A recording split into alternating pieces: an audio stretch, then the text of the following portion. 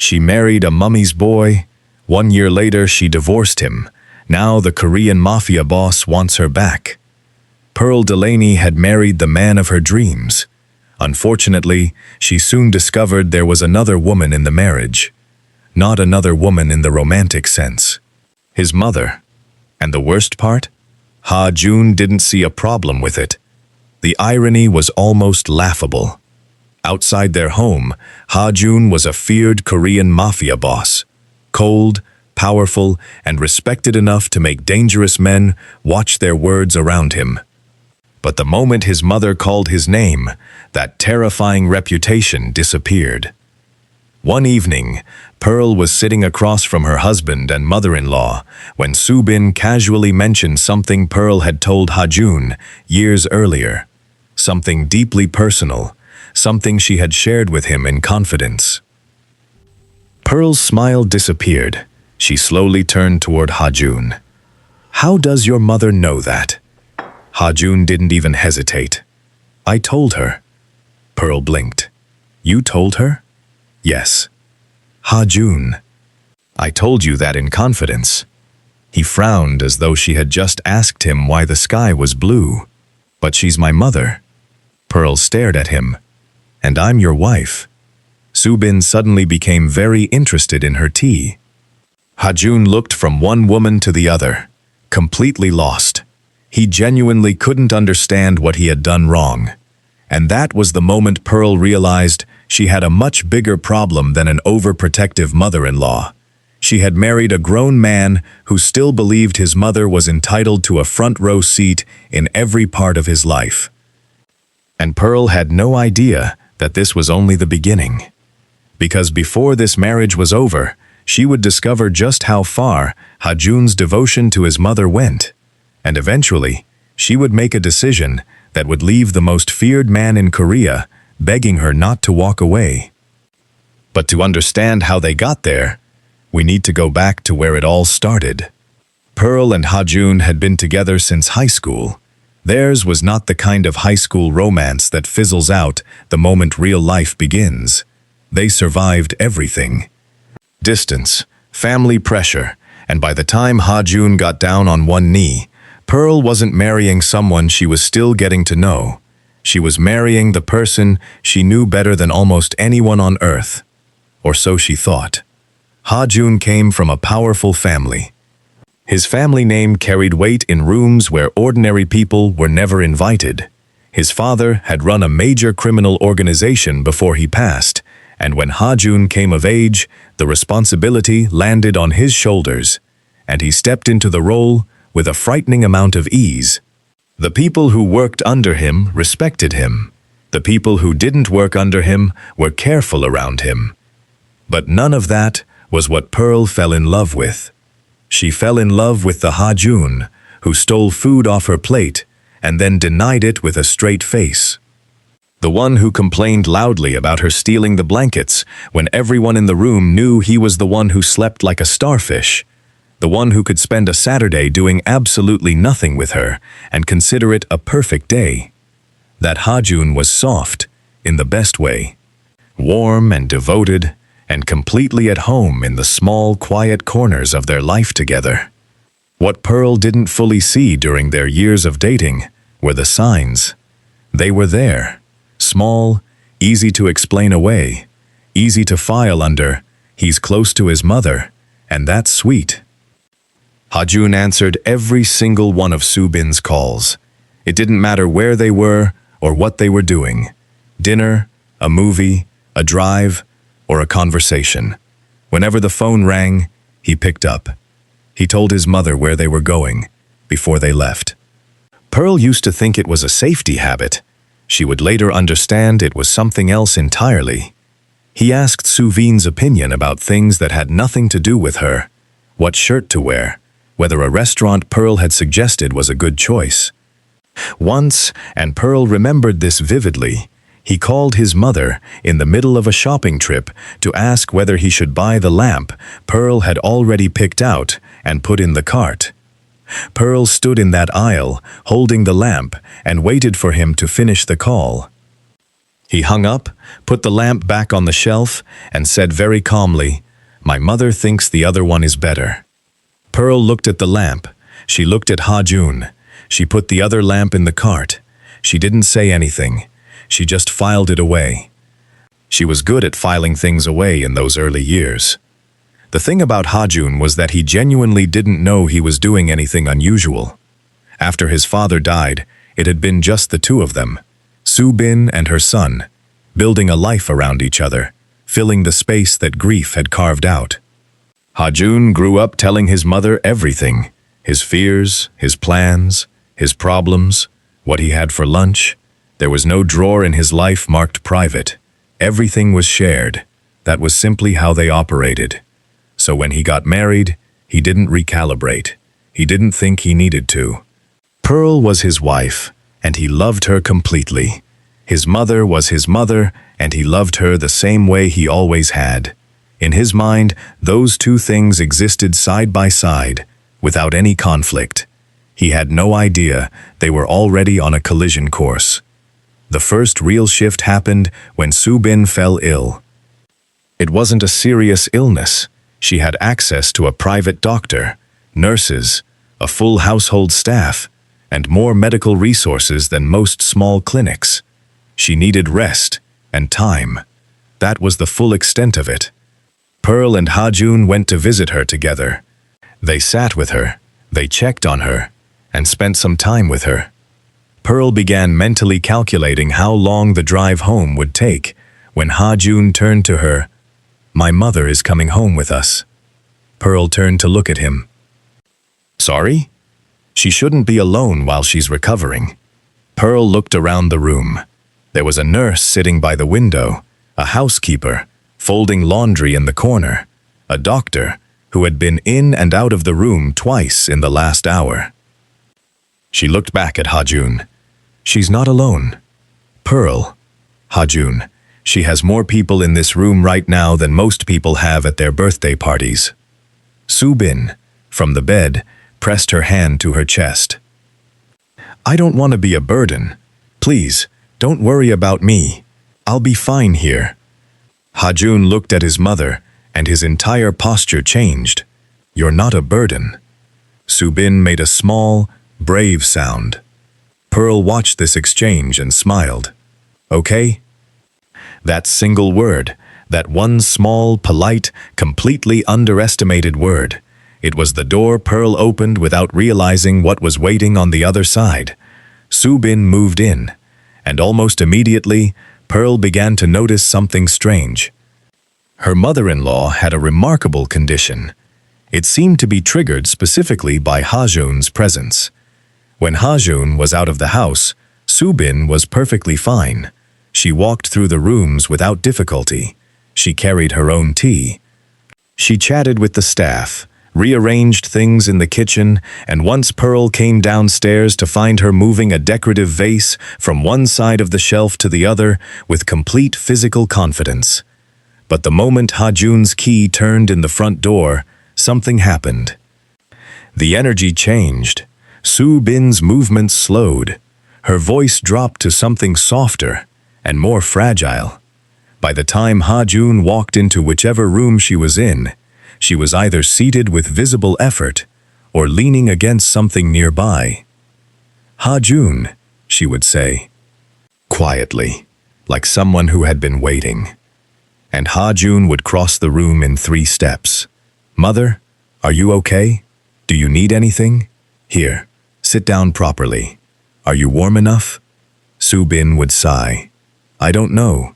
I've been feeling a little tired."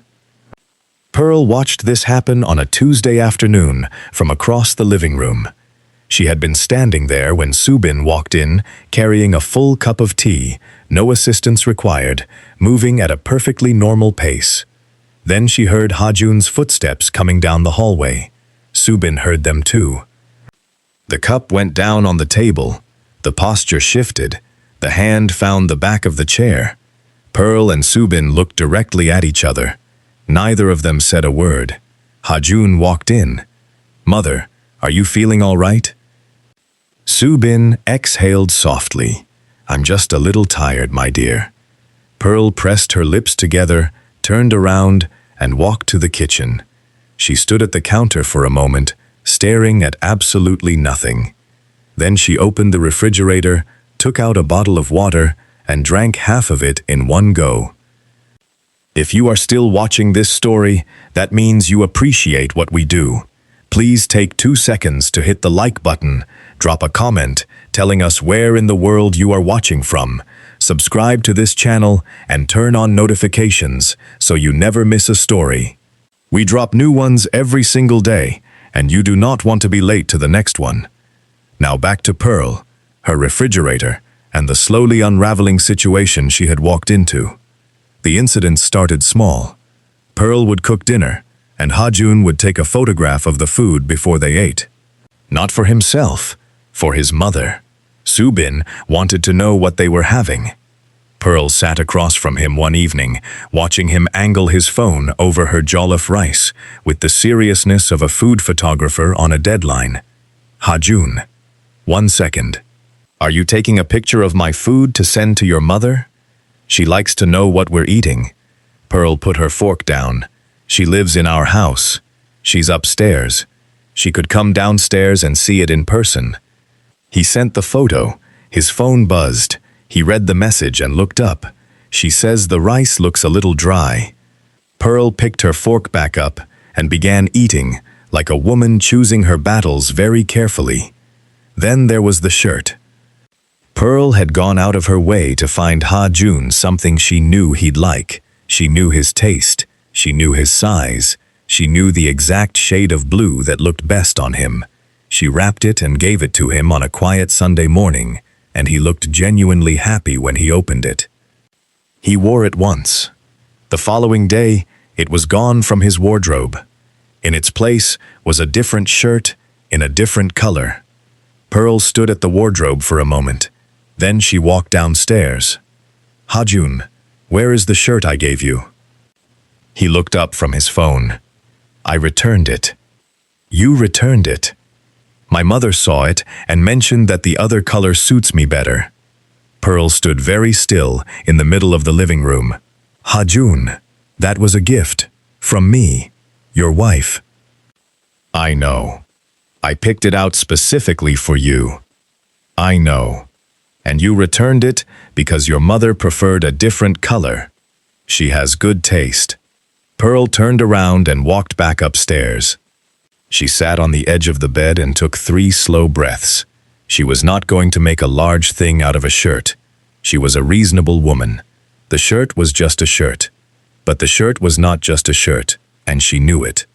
The weekend trip was the one that genuinely tested her. Pearl had planned a 2-day getaway. Hotel booked, bags packed, the whole arrangement. She had been looking forward to it for 2 weeks. The night before they were supposed to leave, Ha-jun came into the bedroom like someone about to deliver bad news. We're not going tomorrow. Pearl looked up from her book. I'm sorry? My mother doesn't want me to go. A long pause. Ha-jun, we are going away for 2 days. I know. We will be back on Sunday. I know. We saw your mother this morning. I know. She will have the full household staff here the entire time we are gone.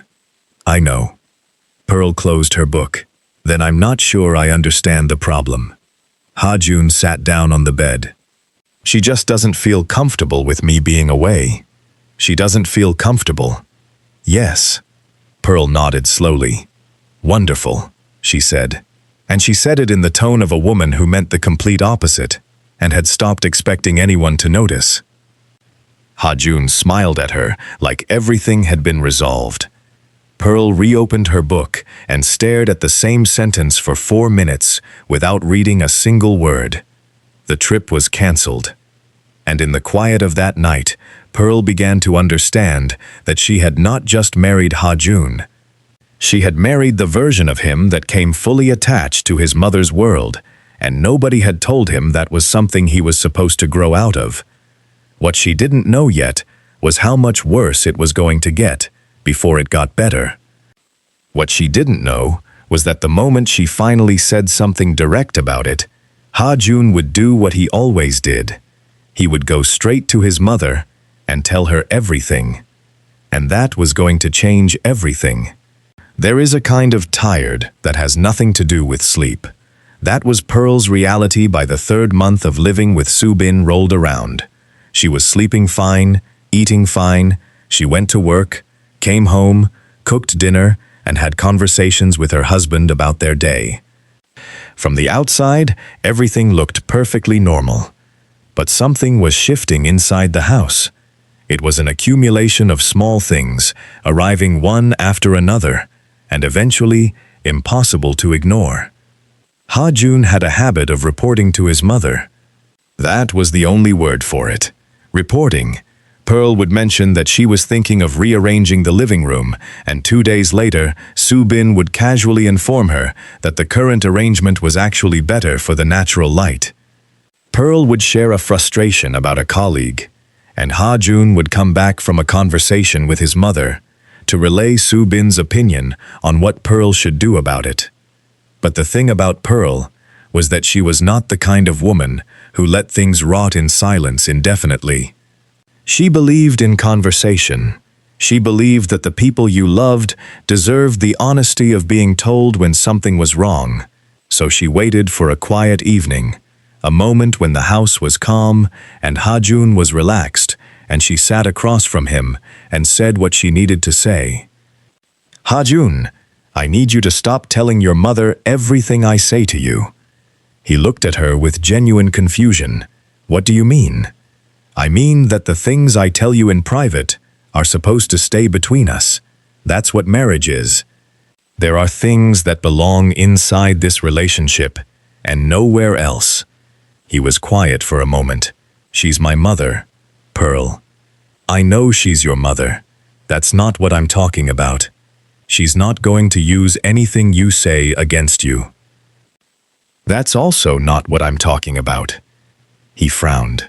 "Then what are you talking about?" Pearl looked at him across the couch. She took a breath. "I'm talking about trust. I'm talking about the fact that I should be able to tell my husband something without it being relayed to a third party. Even if that third party is your mother, even if she means no harm, the point is that what happens between us should stay between us." Ha-jun was quiet again, and Pearl, watching his face, could see him trying to locate the problem she was describing and failing to find it. To him, there was no wall between his life with Pearl and his relationship with Soo-bin. There never had been. Telling his mother things was as natural to him as breathing. He had been doing it since he was 7 years old. It didn't feel like a betrayal. "You're overreacting," he said. "She means no harm." Pearl looked at him for a long moment. "Okay," she said. She got up, went to the kitchen, and made herself a cup of tea she didn't actually want. That word, okay, she was using it a lot these days. Okay as a full stop. Okay as a door quietly closing. Ha-jun never seemed to notice. The birthday incident happened in the 4th month. Pearl had planned a surprise for Ha-jun's birthday. Small and intentional. His closest friends, a reservation at a restaurant he loved, an evening that was genuinely about him. She spent 2 weeks organizing it, coordinating with his lieutenant, making sure everyone knew the plan. Pearl came home 2 days before the birthday to find Soo-bin on the phone in the living room, working through what sounded like a catering list. Pearl stood in the doorway. "What's happening?" Soo-bin looked up brightly. "I'm organizing Ha-jun's birthday. I called his cousins and his uncle's family, and a few of the family associates. It felt wrong to leave them out." Pearl counted to 5 internally. "I had already planned something." "Oh, I know, dear. I just thought we could make it bigger, more of a celebration."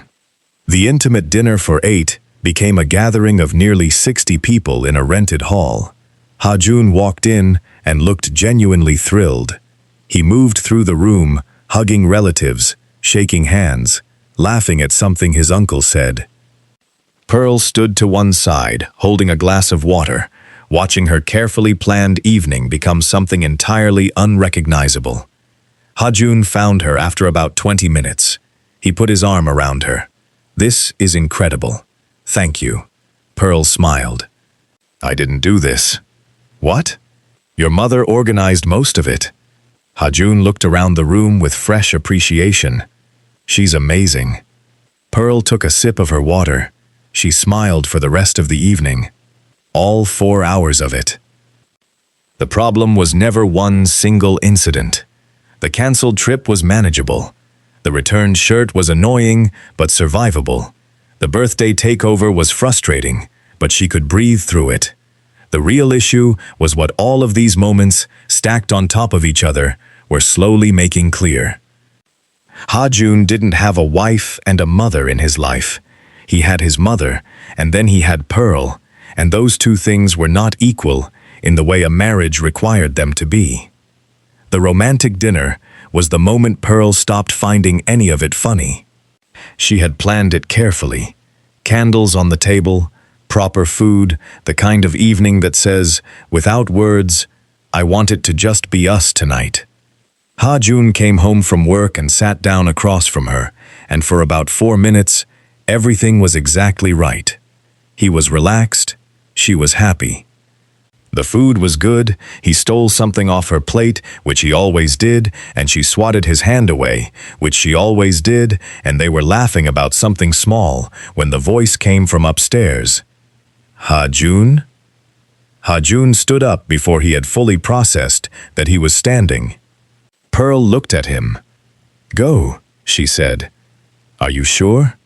She waved her hand toward the staircase, and he went. 5 minutes passed. Pearl ate her food. 10 minutes. She refilled her glass. 15 minutes. She heard laughter from upstairs. Subin's laugh, bright and relaxed, and Ha-jun's voice saying something she couldn't make out. 20 minutes after he left the table, Ha-jun came back downstairs. "She's feeling a little lonely," he said, settling back into his chair as though he had only stepped away to answer the door. Pearl looked at him across the candle-lit table. "Ha-jun?" "Yes?" "Your mother lives in this house. She is surrounded by people." "I know. She just spent 20 minutes laughing with you while having dinner with me." She said she just wanted some company. Pearl nodded slowly. She looked at the candles. She looked at her plate. She looked at the man sitting across from her, who genuinely could not see anything wrong with what had just happened. "Okay," she said. Ha-jun tried to pick the conversation back up. He asked her about her day. She answered. He talked about a meeting he'd had. She listened, and 12 minutes later, Subin called from upstairs again. Ha-jun was halfway out of his chair before Pearl held up one hand. "I'll go," Pearl said. Ha-jun sat back down, looking relieved. Pearl went upstairs. She knocked on Subin's door, opened it, and found her mother-in-law sitting up in bed, looking entirely comfortable. "You called?" Pearl said. Subin looked slightly surprised to see Pearl instead of Ha-jun. "Oh? I was just going to ask Ha-jun to bring me some water." Pearl walked to the bedside table, picked up the full glass of water sitting on it, and held it out to her. Subin blinked. "There's already water here," Pearl said pleasantly. "Oh," Subin said, "so there is." Pearl set it back down, smiled, and went back downstairs. She sat across from Ha-jun. She picked up her fork. "Everything okay?" he asked. "Perfectly fine," she said. She ate in silence for a moment. Then she said, very calmly, "Ha-jun, I love you, and I need you to hear me when I say this. I am not asking you to stop loving your mother. I am not asking you to ignore her, or push her away, or love her any less than you do. What I am asking is that you understand there are things that belong between the two of us. Our evenings, our conversations, our decisions, our marriage. I need to be able to feel like your wife inside my own home." Ha-jun put his fork down. He looked at her across the table and was hearing the words without absorbing what they meant. She means no harm, he said. Pearl picked up her glass. I know, she said. And she drank. The final conversation happened in the 6th month, and it began simply. Subin had recovered. The doctor had confirmed it. She was well, she was mobile, she had her full appetite back, and there was absolutely no medical reason she could not return to her own home where an entire household of staff was waiting to take care of her. Pearl chose a quiet Sunday morning. She sat across from her husband, having rehearsed what she was going to say and how she'd say it. Your mother is better now. Don't you think it's time for her to go home? She asked simply. Ha-Jun looked at her. She's comfortable here. She'll be comfortable at home too. She has everything she needs there. Pearl. Ha-Jun, I'm not saying this to be unkind. I'm saying it because she's well, and we've been 3 people in this house for 6 months, and I think it's time for us to have our home back. Ha-Jun was quiet, and Pearl, watching his face, saw the moment he stopped listening to what she was actually saying and started hearing something else. You want me to send my mother away? He said. That is not what I said. After everything she's been through. Ha-Jun, I didn't say send her away. I said she can go home. He stood up. She's my mother. Pearl stayed seated. Her voice stayed even. I know she is, and she will still be your mother after she goes home. We can call her. You can visit her. Nothing about your relationship with her has to change. I am asking for my marriage. That's all. He looked at her for a moment. Then he walked out of the room. She already knew what he was about to do. She heard his footsteps on the stairs. She heard the murmur of his voice in Subin's room. 20 minutes later, Subin came downstairs. She stood in front of Pearl. After carrying my son for 10 months, Subin said, you dare tell him to send me away from his own home? Pearl looked at her mother-in-law. Then she looked at Ha-Jun, who had followed Subin into the room and was now standing slightly to her left, watching. Pearl waited. She didn't argue with Subin. She didn't raise her voice. She didn't defend herself, or explain herself, or run through the list of everything that had happened over the past 6 months. She looked at Ha-Jun and waited. She waited for him to say, Mother, this is between my wife and I. She waited for him to step forward, to be her husband in the way that moment required. He didn't. What he said instead was, Pearl, you've upset her. The room was very quiet after that. Pearl stood up from the chair. She looked at Ha-Jun for a moment, went upstairs and pulled her suitcase from the top of the wardrobe and began to pack. She had made a decision, and the decision was final. Ha-Jun appeared in the doorway. Pearl. She kept packing. Pearl, stop. Let's talk about this. She folded a blouse and placed it in the case. This is not as serious as you're making it. She picked up another item. Pearl, please. She stopped, turned and looked at him. He was standing in the doorway of their bedroom. Ha-Jun, she said, it got this bad a long time ago. I just kept hoping you would notice before I got here. She closed the suitcase. He tried to stop her at the door, but she moved past him. She walked past the wedding photo in the hallway without looking at it. She left. Ha-Jun stood in the doorway of their home and watched her car pull out of the driveway. Subin appeared behind him, but said nothing. She had watched Pearl's face before she walked out. She had seen something in her eyes. She could tell that Pearl had run completely out of road. 3 days later, Pearl came back. She had a folder in her hand. She set it on the table in front of Ha-Jun without ceremony. He looked at it, then looked at her. No, he said. Ha-Jun. I said no. You don't get to decide that alone. He pushed the folder back toward her. I love you. Pearl looked at him. I know you do. Then don't do this. Ha-Jun. She slid the folder back. Love is not the problem. It was never the problem. The problem is that I spent 6 months telling you what I needed, and you heard me every single time, and changed nothing. I can't keep explaining myself. I'm tired, and I don't want to be this tired in my own marriage." Ha-jun stared at the folder on the table. His hand was flat beside it. He didn't pick up the pen. Pearl watched him for a moment. Then she said, quietly, "You weren't a bad husband in every way. You were warm, and you were devoted, and you genuinely loved me. But you never understood that loving me meant I came first, sometimes. In our house, in our conversations, in our life. And your mother sat in that space every single time, and you let her, and you didn't even notice you were doing it." She stood up. "Sign it when you're ready," she said. And she walked out again. He didn't sign it that day. He didn't sign it the week after. He sent flowers to her family's house where she was staying. They came back. He sent a gift. It came back. He called. She didn't answer. He drove to her family's house, and her aunt opened the door and told him Pearl wasn't receiving visitors. He sat in his car outside the house for a while.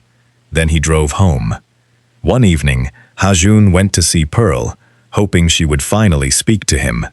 On his way there, he spotted her taking an evening stroll. He stopped immediately, but Pearl simply looked at him and kept walking. "Pearl, please." She didn't even slow down. Ha-jun followed her all the way home, walking behind her while his car slowly followed them from a distance. The moment Pearl reached her house, she walked inside and shut the door. Ha-jun knocked. Nothing. He knocked again. Still nothing. Eventually, Pearl called the housekeeper. "Tell him I'm not home." The housekeeper opened the door and nervously faced Ha-jun. "Sir, Madam says she's not home." Ha-jun stared at her. "But I just watched her walk inside." The housekeeper hesitated. "Yes, sir." "Then she's home." "Yes, sir." "You're telling me she's not home?" "Yes, sir." Ha-jun looked at the closed door, then back at the housekeeper. He had been reduced to arguing with a housekeeper over a lie everyone, including him, knew was ridiculous. The house was very quiet, without Pearl in it. Subin came, sat with him. She made him eat.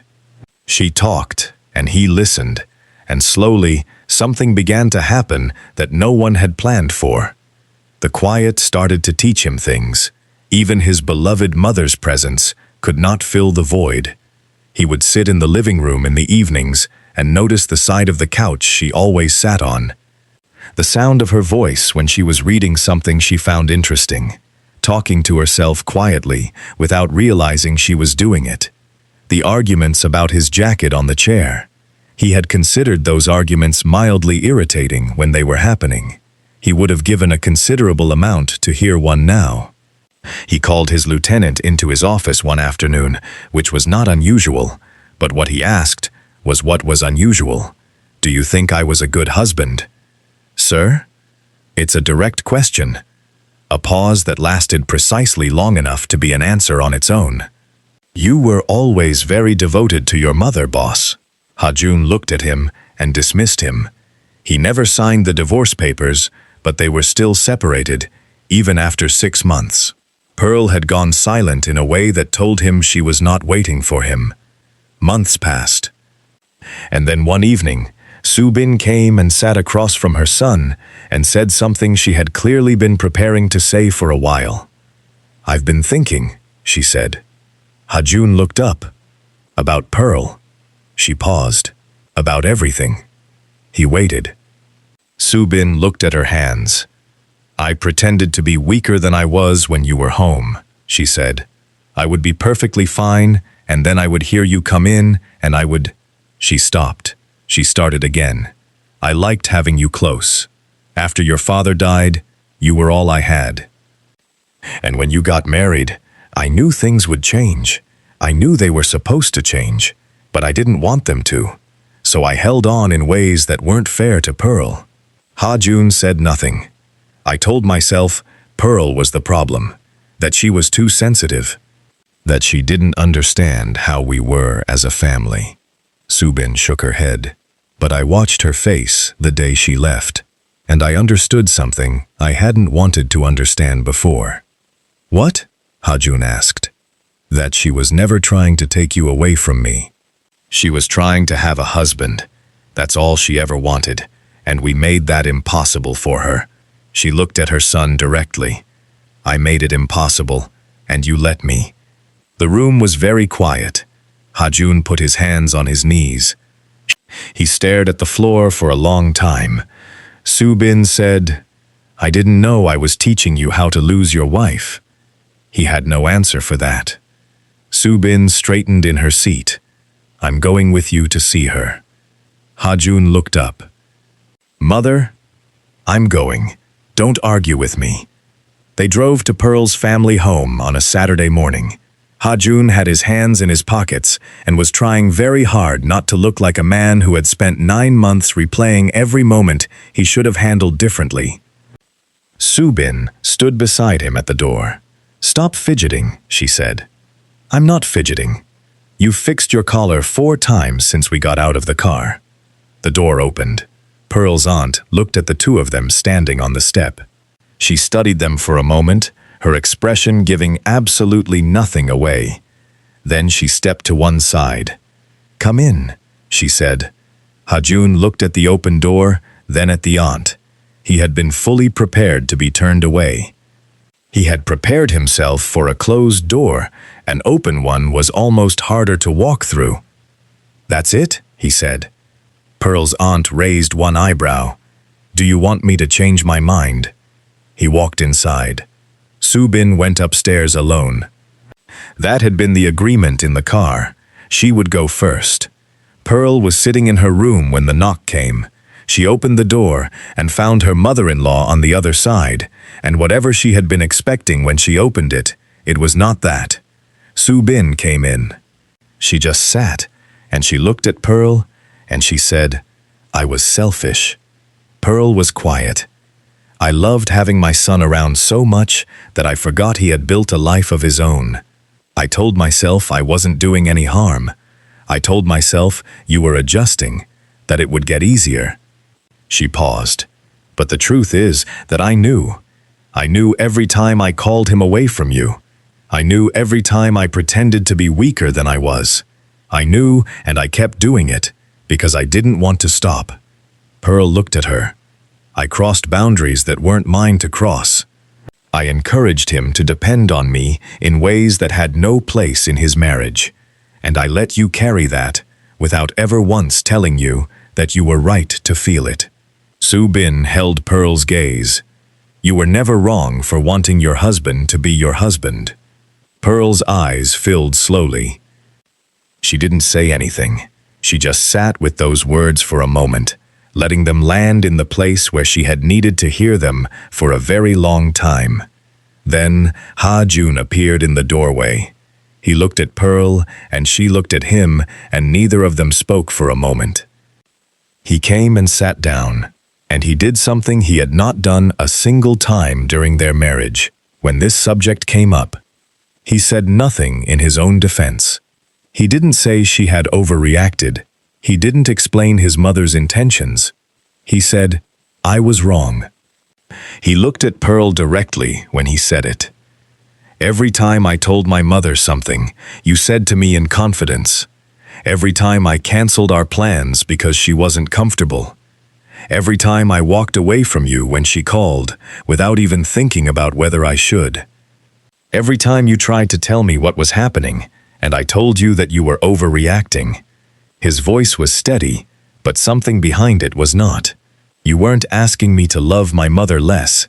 You were asking me to understand how to love you properly, and I kept refusing to learn it. Pearl pressed her hand over her mouth for a moment. Hajun kept going. I didn't even realize I was making you compete for me. I didn't see it, and by the time I started to see it, you were already gone. The three of them sat in that room for a while. Pearl was crying quietly. Hajun was holding himself together with visible effort. Subin reached into her bag, brought out a handkerchief, and dabbed her eyes. Then she sniffed.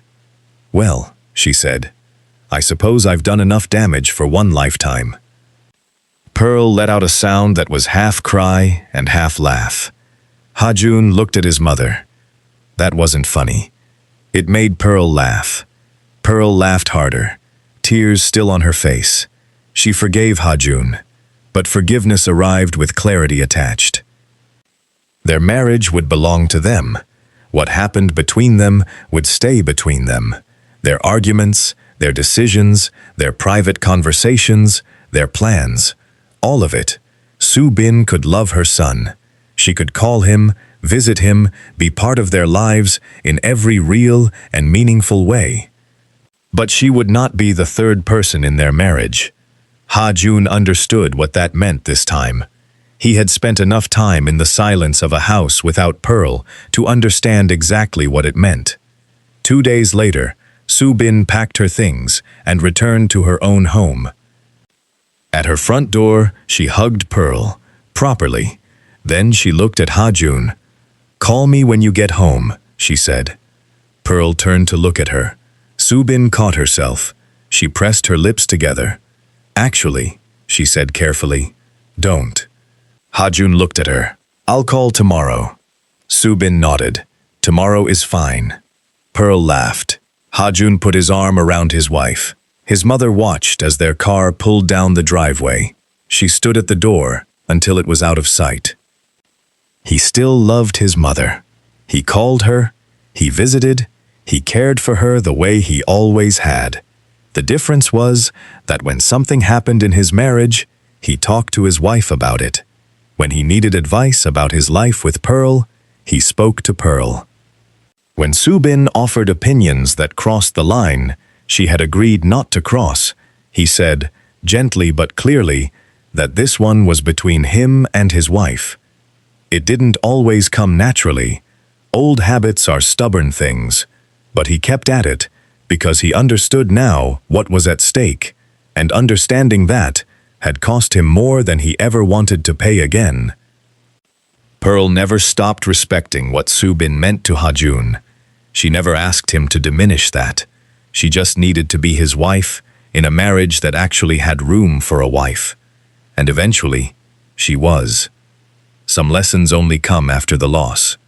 Ha-Jun was lucky that his loss gave him enough time to do something about it. Not everyone gets that chance. If you watch this story all the way to the end, thank you. Now we want to hear from you. Have you ever dated or married a mummy's boy? How did you handle it? Drop your experience in the comments.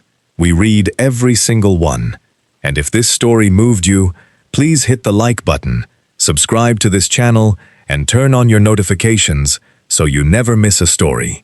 We drop new ones every day, and trust us, you do not want to miss what is coming next.